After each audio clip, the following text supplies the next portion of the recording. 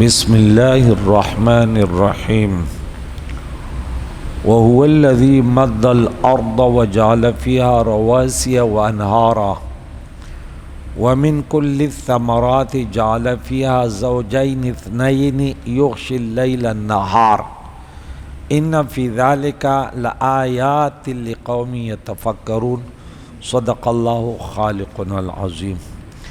برادران اسلام، سورہ رات کا دوسرا درس شروع میں حروف مقطعات تھے، الف لام میم را، تلک آیت الکتاب، کہ یہ کتاب کی آیتیں یعنی قرآن کی جو حضور پر نازل کیا اللہ نے مخاطب کر کے کہ والذی انزل علیک، تیرے رب کے طرف سے حق ہے، لیکن اکثر لوگ ایمان نہیں لاتے۔ اس کا اعتراض ہوا تھا کہ پھر قرآن کے علاوہ کوئی حق نہیں، حدیث بھی ہے، فقہ بھی ہے، سب قرآن کی تشریح ہے۔ اللہ وہ ذات ہے جو بغیر ستونوں کے، جس نے آسمانوں کو بلند کیا، پھر استوا فرمایا عرش پر جیسے اس کی شایہ نشان تھا، اور اللہ وہ ہے جس نے سورج اور چاند کو مسخر کیا، اور ہر ایک اپنے محور میں چل رہا ہے، کل یجری، ہر ایک سیارہ چلتا ہے ایک وقت مقررہ تک۔ یدبر الامر، اللہ تعالیٰ کام کی تدبیر فرماتے، دنیا میں جتنے بھی کام ہیں، جو کچھ ہماری رسائی ہے وہ بھی، لیکن کروڑوں کھربوں کام ایسے جہاں تک ہماری رسائی نہیں ہے، اور تفصیل سے آیتیں بیان کرتا تھا کہ تم اللہ کی ملاقات، ان سے ملنے کا یقین کرو۔ اور اللہ وہ ذات ہے، آج کے درس میں مد الارض، جس نے زمین کو پھیلایا ہے، اور وجعل فیہا، اور اس میں اللہ کریم نے اس زمین میں رواسی، پہاڑ ڈالے اس پر تاکہ زمین ہلے نہیں، وانہارا، اور نہریں بنائی ہیں اس میں۔ ومن کل ثمرات، اور ہر قسم کے میوے، جعل فیہا، اس زمین پر اللہ نے پھیلائے ہیں، اگائے ہیں، زوجین اثنین، دو طرح کے بنائے ہیں، کھٹے میٹھے، کالے سفید، چھوٹے بڑے، گرم سرد، خشک تر۔ اس سے معلوم ہوا کہ ان چیزوں میں بھی رب نے جوڑے رکھے ہیں جو علم، جہل، ہدایت، گمراہی، ایمان، کفر وغیرہ، یہ سب جوڑے ہیں۔ پھل کے درختوں کا زمین پر چیر کر اوپر نکلنا، اور درمیان میں چیر کر جڑ کی رگوں کا پھیلانا، یہ تمام اللہ کی وحدانیت، ان کی قدرت کی نشانیاں ہیں۔ لیکن رب فرماتا ہے وَيُغْشِي اللَّيْلَ النَّهَارَ، اللہ کریم رات کو دن سے چھپاتا ہے اور دن کو رات سے۔ یہاں پہ فرمایا دن کو چھپا لیتا ہے رات سے، یغشی اللیل النہار۔ اور ان فی ذلک لآیات، اس میں اللہ کی وحدانیت، اللہ کے معبود برحق ہونے میں بہت ساری نشان آیات جمع فرمایا اس قوم کے لیے جو سوچ اور بچار کرتی ہے کہ اس میں یہ مسئلے معلوم ہوئے کہ یہ کہ سارا عالم معرفت الہی کا دفتر ہے، مگر سمجھدار کے لیے۔ دوسرے یہ کہ فکر اور غور و خوض اعلیٰ درجے کی عبادت ہے، ایک ساعت، ایک لمحے کی فکر ہزاروں برس کی ذکر سے افضل ہے۔ یہ بھی میں کہتا ہوں کہ جب آپ درس سنتے ہیں تو اس میں آپ سوچ اور بچار کرتے ہیں، اور عبادت وہ اللہ کو قبول ہے جس میں اللہ کی رضا کی نیت کی جائے۔ جیسے بعض اوقات ہماری نیتیں خراب ہوتی ہیں، میں خود اس چیز کا قائل ہوں کہ بالاستیاب قرآن پڑھا جائے۔ بعض وہ اپنی جگہ مسئلہ ہے کہ سورہ ملک پڑھو تو عذاب قبر نہیں ہوگا، سورہ واقعہ پڑھو تو دولت ملے گی، یہ پڑھو تو یہ ہوگا، تو ان کی نیتیں خراب ہو جاتی ہے. وہ کہتے چلو یار پیسہ تو مل رہا ہے نا، تو اللہ کی رضا کے لیے تو نہ پڑھا نا، ورنہ ہم قرآن کے ہر حرف پر آپ کو 10 نیکیاں ملتی ہیں، درجات بلند ہوتے. تو اپنی نیتیں صحیح کریں. اگر انسان اس لیے نماز پڑھتا ہے کہ لوگ نمازی کہہ دیں یا رزق میں برکت ہو جائے، آپ کو کوئی ثواب نہیں ملے گا. یہ اس لیے پڑھو کہ اللہ راضی ہو جائے. یہ میرے نبی کی آنکھوں کی ٹھنڈک ہے. تو نیتیں خراب نہیں کرو. بہت سارے اب اس وقت پڑھ رہے ہوں گے کہ جلد و چلو سورت پڑھ رہے ہیں، اسے تو مولانا صاحب نے کہا رزق میں بڑی برکت ہوتی ہے، اور درس سنیں گے تو کیا فائدہ ہوگا. اب اس نے یعنی غلط سوچ، وہ غافل تھا، دین سے دور تھا، اس لیے وہ دین کو سمجھنے کے بجائے ایک رسم و رواج کی طرف تو بڑھا. اب سورہ ملک سننے سے زیادہ یعنی عذاب قبر اٹھ جائے گا، یہ تو آ کے سن لیتے ہیں. بولے درس سے نہیں، درس سے ہم نے درس کے کوئی فائدے نہیں سنے. یعنی اس نے سورہ ملک کو سنا، حالانکہ سورہ ملک پڑھنا کوئی سنت تو نہیں ہے، مستحب عمل ہے، جائز عمل ہے، لیکن سنت تو نہیں ہے نا. لیکن درس کرنا اور درس سننا یہ سنت رسول ہے، سنت صحابہ ہے. اس کا درجہ کہاں، اس کا درجہ سن. لیکن ہماری نیتیں بہت سارے ایسے ہیں کہ وہ کہتے درس نہ ہو بس، یعنی وہ کافی کوشش وہ کرتے ہیں کہ مسجد میں کسی طریقے سے درس پر پابندی لگ جائے. تو یہ جہالت ہے. کیا ہے؟ کافروں جو کہا نا، جو صبح ہم نے درس دیا تھا آیت نمبر 26 کہ قرآن نہیں سنو، تو بولا کہ قرآن وہ عرب تھے کہ اس میں اللہ کی وحدانیت کا ذکر ہے، بتوں کے خلاف ہے، تو اس لیے نہیں سنو. جہاں جہاں ان کے بتوں کو رد تھا. تو یہاں پہ قرآن پاک میں اللہ تعالیٰ کی وحدانیت کی نشانی، اس پر ہم اب گفتگو تھوڑی سی کرتے ہیں کہ اللہ نے زمین کو پھیلایا اور اس میں پہاڑ نصب کی رواسیہ، راسیہ کی جمع ہے، وانہارا نہر ان کی جمع ہے، اور ہر قسم کے پھل اور پھلوں کے 2 جوڑے بنائے ہیں. وہ رات سے دن کو چھپا لیتا ہے، اور اس میں غور فکر کرنے والوں کے لیے بڑی نشانی ہے. آئیے اس میں تھوڑی سمجھ اور بوجھ رکھتے ہیں کہ اس میں کیا اللہ کریم نے ہمیں اس میں حکم فرمائے ہیں. تو اچھا، مد الارض، زمین کو لمبائی اور چوڑائی میں پھیلا دیا تاکہ انسان اور حیوان اس میں رہ سکیں اور چل پھر سکیں اور اس کے منافع سے استفادہ کر سکیں. رواسیہ، پہاڑ نصب کر دیا. رواسیہ راسیہ کی جمع ہے. اچھا، اس کے علاوہ انہار نہر کی جمع ہے.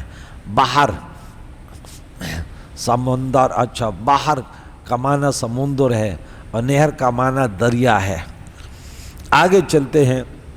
اس سے پہلی آیت مبارکہ میں اللہ نے آسمانوں کی تخلیق سے اپنے توحید پر استدلال فرمایا، اور اس آیت میں زمین، پہاڑ اور درختوں اور ان کے پھلوں سے اپنے وجود اور اپنے خالق حقیقی اور معبود برحق ہونے پر استدلال کیا ہے. زمین سے اللہ تعالیٰ کے وجود اور اس کے توحید پر استدلال کی تقریر کچھ اس طرح ہے کہ یہ حقیقت مسلم اور مشاہدے میں ہے کہ زمین گول ہے اور اس کو 6 جہتوں سے آسمان محیط ہے، ہر طرف سے آسمان اس پر محیط ہے. اب ایک سوال تو یہ ہے کہ اس زمین کا کوئی پیدا کرنے والا ہونا چاہیے، اور یہ ضروری ہے کہ اس کا پیدا کرنے والا واجب الوجود اور قدیم ہو، کیونکہ اگر وہ ممکن اور حادث ہو، واجب الوجود اس ذات کو کہتے ہیں جو ہمیشہ، جس کا ہونا ضروری ہو، نہ ہونا محال ہو، اس کو واجب الوجود کہتے ہیں. اور ممکن جو پہلے نہیں تھا پھر وجود میں آیا، اگر وہ ممکن اور حادث ہو تو وہ اپنے وجود میں خود کسی علت اور پیدا کرنے والے کا محتاج ہوگا، اور جو محتاج ہو وہ مخلوق ہوگا، وہ خالق نہیں ہو سکتا، وہ واجب الوجود نہیں ہو سکتا. اور یہ ضروری ہے کہ واجب الوجود واحد ہو، کیونکہ اگر دو واجب الوجود ہوں گے تو ان میں سے ہر ایک دوسرے سے ممتاز ہوگا، دوسرے سے اعلیٰ ہوگا، اور وجود میں مشترک ہوگا، پس ہر ایک میں دو چیزیں ہوں گی، ایک امر مشترک اور ایک امر ممیز، اور جو دو چیزوں سے مرکب ہو وہ اپنے وجود میں ان اجزاء کا محتاج ہوگا، اور جو محتاج ہو وہ واجب الوجود اور قدیم نہیں ہو سکتا، وہ خدا نہیں ہو سکتا۔ اس لیے ضروری ہوا کہ واجب الوجود واحد ہو۔ دوسری تقریر یہ ہے اس طرح ہے کہ زمین کی آسمان کے ساتھ ایک مخصوص نسبت اور مخصوص وضع، اور اس وضع اور نسبت کے لیے کسی مخصص اور مرجح کا ہونا ضروری ہے کہ بھئی کیوں ایسے کیا، ایسے کیوں کیا، تخصیص ایسے پہلو پر، ترجیح اس چیز کو اس کو دینا، تو کوئی مخصص اور مرجح ہوگا، اور وہ مخصص واجب الوجوب، وجود اور قدیم اور واحد ہو، جیسا کہ ابھی بیان ہوا۔ زمین سے استدلال کی تیسری تقریر اس طرح ہے کہ زمین گردش کر رہی ہے، اور اس کی گردش بھی ایک مخصوص جانب ہو رہی ہے۔ اب دیکھیں، آپ لوگ کہیں گے کہ بعض علماء نے بولا زمین گردش نہیں کرتی، اس پر بہت سارے دلائل ہیں، تو اب وہ زمین کی ہلنا نہ ہلنا دو طرح کا ہے۔ جو قرآن حدیث میں زمین نہیں ہلتی وہ ہلنے کی اعتبار سے ہے، گردش الگ ہے اور ہلنا الگ ہے۔ کوئی انسان کہتی ہے ارے میری گاڑی ہل رہی ہے، یہ ڈیکس ہلتا ہے، تو ہلنے کے معنی اس کا پہیہ ہل رہا ہے، خرابی کو کہتے ہیں، لیکن اس کا معنی یہ نہیں کہ گاڑی ہلتی ہے تو یعنی چلنے کا معنی میں نہیں ہوتا کہ اس کے اندر سیٹیں ہلتے، تو اسی طرح زمین ہلتی تھی، نرم تھی، اللہ نے اس پر یہ 660 کتنے پہاڑ ڈالے، اب وہ مضبوط ہو گئی، ورنہ وہ اپنے محور میں جو پریکٹیکل سائنس نے ثابت کر دیا کہ بھئی آپ دور سے بھی دیکھیں تو زمین اپنے اس میں سورج ہے، چاند ہے، جتنے بھی سیارے ہیں پریکٹیکل، تو ہر چیز میں اگر آپ کو سائنس پریکٹیکل ایک چیز دکھا رہا ہے اور آپ قرآن کی آیت پڑھ رہے ہیں تو آپ آیت کا مقصد نہیں سمجھے، یہ نہیں قرآن میں تو کوئی چیز غلط ہو ہی نہیں سکتی، یہ تو ممکن بھی نہیں، سائنسدان ہزاروں غلطیاں کر سکتے، ٹھیک ہے نا، ہم بازار کسی چیز کو دیکھتے ہیں پھر بھی غلطی کر سکتے، لیکن اللہ تعالیٰ وہ اس کے طرف سے غلطی کا تصور لا ریب فی، شروع میں ہم نے پڑھا الکتاب لا ریب، سمجھ میں بات آ رہی ہے؟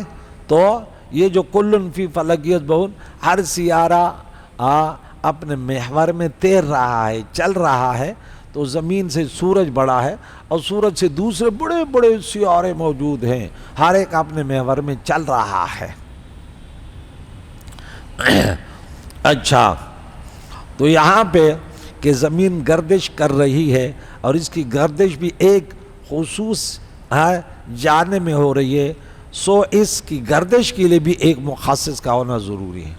اس انداز سے اتنے سیارے ہیں، بھئی اس میں کوئی ڈرائیور تھوڑی بیٹھا ہے کہ بھئی دوسروں سے بچائے، جہاز میں تو اس کے لیے پہلے کمپیوٹر کا زیر لین، پھر کہتے اس پہ چلاؤ، یوں نہیں اتنا سپیڈ، یہ فلاں، اور یہ تو اللہ کی قدرت سے نظام چل رہا ہے، لیکن یہ اتنے بڑے بڑے سیارے یہ ٹکراتے نہیں ہیں،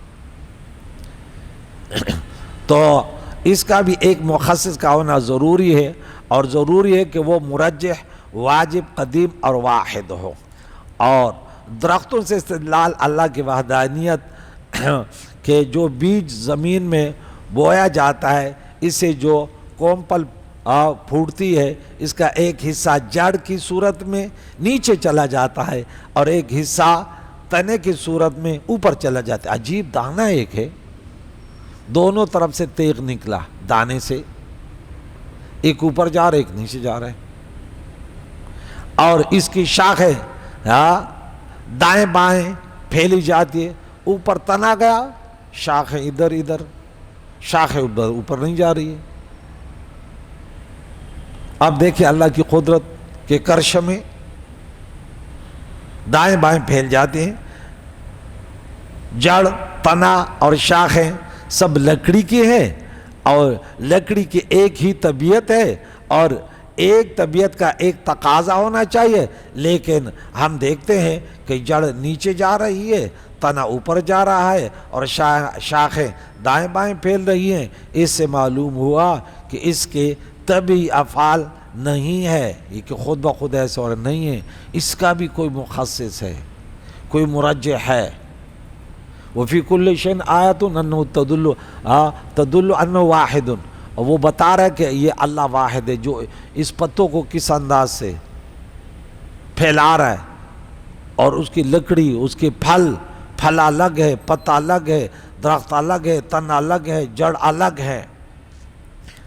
تو یہ کوئی طبعی افعال نہیں ہے، بلکہ ان مختلف افعال کا فاعل کوئی خارجی مرجح اور مخصص ہے۔ وہ جس حصے کو چاہتا ہے زمین کے نیچے داخل کر دیتا ہے، اور جس حصے کو چاہتا ہے اوپر بلند کر دیتا ہے، اور جس حصے کو چاہتا ہے دائیں بائیں پھیلا دیتا ہے۔ اور دلائل سابقہ کے لحاظ سے اس مخصص اور مرجح کا واجب، قدیم اور واحد ہونا ضروری ہے۔ اور پھلوں سے استدلال، بہت تھوڑا سا درس باقی رہ گیا بس۔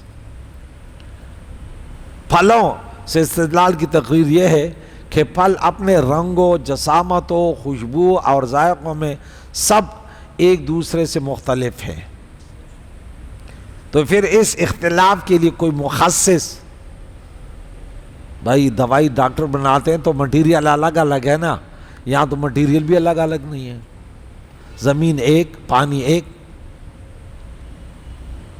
تو اس اختلاف کے لیے کوئی مخصص اور مرجح ہونا چاہیے، مرجح، اور ضروری ہے کہ وہ مخصص، واجب، قدیم اور واحد ہو، جیسا کہ ہم پہلے بیان کر چکے۔ اور ایک اور طرح سے درختوں اور پھلوں سے اللہ کریم کی توحید کی تقریر اس طرح ہے کہ تمام درختوں کی نشو و نما کا نظام واحد ہے، سب درختوں کا تنا اوپر جاتا ہے اور جڑیں نیچے جاتی ہیں، اور شاخیں مختلف اطراف میں پھیل جاتی ہیں، اور اس نظام کی وحدت یہ تقاضا کرتی ہے کہ اس نظام کا خالق بھی واحد ہو۔ اسی طرح پھلوں کی پیدائش کا نظام بھی واحد ہے، آم کے بیج سے ہمیشہ آم پیدا ہوتا ہے، اور کھجور کے بیج سے کھجور پیدا ہوتی ہے۔ پھر ہر پھل کا ایک موسم ہے، وہ اسی موسم میں پیدا ہوتا ہے۔ وہ پھل جس علاقے اور جس زمین میں پیدا ہو، اس کی وہیں خوشبو، وہیں ذائقہ اور وہیں تاثیر ہوگی۔ عرض اس کی پیدائش، اس کی نشو و نما، اس کا ذائقہ اور اس کی تاثیر کا نظام واحد ہے، اور اس نظام کی وحدت یہ بتاتی ہے کہ اس نظام کا خالق بھی واحد ہے۔ اگر نظام بنانے والے متعدد ہوتے تو نظام واحد نہ ہوتا، بلکہ متعدد نظام ہوتے۔ امریکہ میں معاشی نظام اور ہے، روس میں نظام اور ہے، اور چین میں نظام اور ہے۔ یہ نظام اس لیے متعدد ہے کہ نظام کے بنانے والے متعدد ہیں۔ جب نظام بنانے والے متعدد ہوں تو نظام متعدد ہوتے ہیں، اور جب نظام بنانے والا واحد ہو تو نظام بھی واحد ہوتا ہے۔ ہم دیکھتے ہیں کہ اس پوری کائنات میں چشموں، دریاؤں، سمندروں، پہاڑوں، درختوں، پتوں، پھولوں، پھلوں، حیوانوں اور انسانوں کی پیدائش اور نشو و نما کا نظام واحد ہے۔ اس نظام کی وحدت اس پر دلالت کرتی ہے کہ اس نظام کا خالق بھی واحد ہے، اور جب وہ واحد ہے، ان سب چیزوں کو پیدا کرنے والا ہے، اس پھلوں میں ذائقہ پیدا کرنے والا ہے، اور یہ بتا رہا ہے کہ تمہیں یہ صرف ایک نمونہ دیا جا رہا ہے۔ اور جب وہ اتو بھی متشابہہ، آیت نمبر 25 سورہ نمبر 2 پار نمبر 1 میں رب کریم نے فرمایا کہ انہیں جو جنت میں پھل دیے جائیں گے وہ دنیا کے پھلوں سے ملتے جلتے ہوں گے، ہم رنگ ہوں گے، لیکن ان کے ذائقے الگ الگ ہوں گے۔ وہاں قدرت کا نظام ایسے ہوگا کہ دودھ کی نہریں، پانی کی نہریں، شراب کی نہریں، شہد کی نہریں، جو سورت نمبر 47 آیت نمبر 15 میں ہے، سورہ محمد میں پارہ نمبر 26 میں ہے، تو وہاں اس چیزوں کا بھی ذائقہ الگ الگ ہوگا کہ رب کریم نے فرمایا یہاں چیزیں اس فضا میں جو رہتی ہیں یہ بھی خراب کیوں ہوتی ہے کہ ہمیشہ نہیں رہنا۔ اب جنت کی وہ بھی زمین ہوگی، وہ بھی انسان کے جینے کی جگہ ہوگی، لیکن وہاں اس میں ایسے کوئی جراثیم یا ایسے کوئی خلا نہیں، ایسے کوئی جس سے ہم سانسیں لیتے ہیں وہ الگ ہوگی۔ اب اللہ نے یہاں کے نظام کو کیسے بنایا کہ یہ انسان کو بوڑھا بھی کرتی ہے۔ آج ایک سائنسدان اس پر گفتگو کر رہا تھا، بولے یہ جو ہم جس سے سانس سے لیتے ہیں اس کو کیا بولتے ہیں؟ آکسیجن۔ بولا اگر ایک آکسیجن کم ہو جائے تو کیا بربادی ہو سکتی، اس پر بڑی تفصیلی کی کہ ہر چیز میں آگ ہو جائے گی، یہ ہو جائے گا، یہ ہو جائے گا، یہ ہو جائے گا۔ آکسیجن کے فوائد جو ہم نے تو کبھی سوچا بھی نہیں کہ آکسیجن کیا ہے۔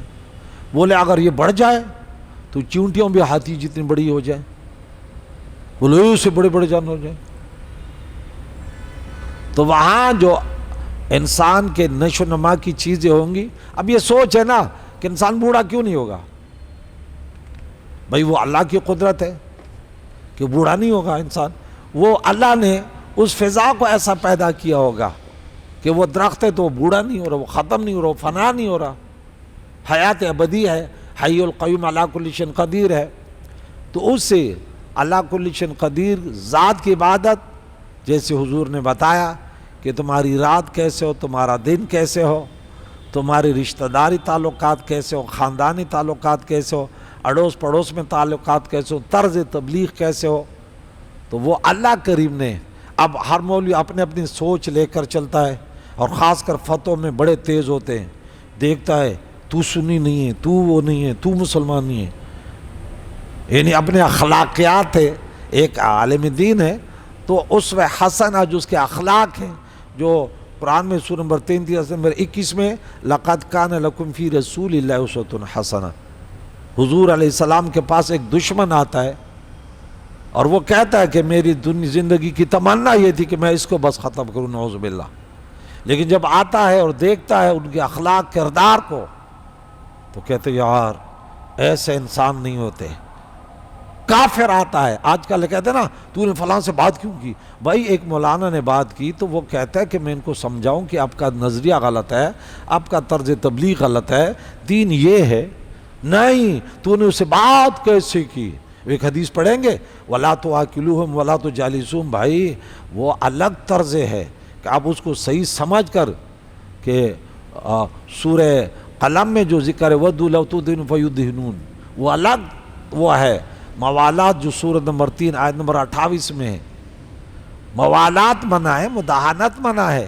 باقی تو انسانیت کی سوچ رکھنا، یہ فکر کرنا کہ لوگ کیسے دین اسلام، پیارے نبی کی پیاری سنت اور شریعت کو اپنے عملی جامع زندگی میں لائیں گے، یہ ہر مسلمان کی یہ سوچ اور یہ جنتیوں کی سوچ ہے۔ ایک انسان غلط ہو سکتا ہے، مختلف صورتیں غلط ہونے کی، تو اللہ تعالیٰ سے دعا ہے کہ یہ واحد لا شریک ذات ہے۔ وہ ہم 26 نمبر آیات میں پڑھتے ہیں یضل بھی کثیرا ویہدی بھی کثیرا۔ ہم اپنی جدوجہد، اپنی نیت صحیح کریں کہ ہم اس قرآن کا پیغام، رسول اللہ کی پیاری سنتیں، پیاری شریعت، دنیا تک اس پیغام کو اچھے طریقے سے ادعو الی سبیل ربک بالحکمہ۔ فرعون، اس دن ہم نے اس میں واقعہ پڑھا، فرعون کے طرف جب اللہ اپنے نبیوں کو بھیجتا ہے تو انہیں ایک اللہ تعالیٰ تو خالق اور مالک ہے، اللہ کہہ سکتا تھا کہ ان کو ذلیل کرو، لیکن اللہ نے وَقُولَا قَوْلًا لَيِّنًا۔ ادھر سورہ شعراء میں درس دے رہا تھا، سورہ نمل میں غالباً، ہاں نمل میں، تو میں نے بولا دیکھے اللہ کریم نے فرمایا نرم انداز سے بات کرو، ان پر اثر ہو جائے گا۔ تو پھر ایمان تو نہیں لائے نا۔ تو سورہ نمل میں ہم پڑھ رہے تھے کہ انہوں نے نفرت تو کی لیکن استیقنت انفسهم، ان کو ذہنوں میں، ان کے دلوں نے اقرار کر دیا کہ حق ہے۔ انداز ان کا ایسے تھا کہ جب آپ کا انداز پیارا ہے، آپ کا دشمن بھی کہے گا نہیں انسان اچھا ہے۔ بھائی کریم مولا سے دعائیں ہمیں اچھے اخلاق کے ساتھ دین کے پیغام کو پوری دنیا تک پھیلانے کی توفیق عطا فرمائے۔ اس فکر میں رہیں کہ اللہ کی بندگی ہم بھی کریں دوسروں کے لیے بھی اچھی سوچیں رکھیں کہ لوگ جہنم سے بچ جائے. اللہ کے مخلوق ہے اور جنت بہت بڑی ہے. ہاں ارض السماوات والارض ہے، وہ کم نہیں ہوتی، تنگ نہیں ہوتی.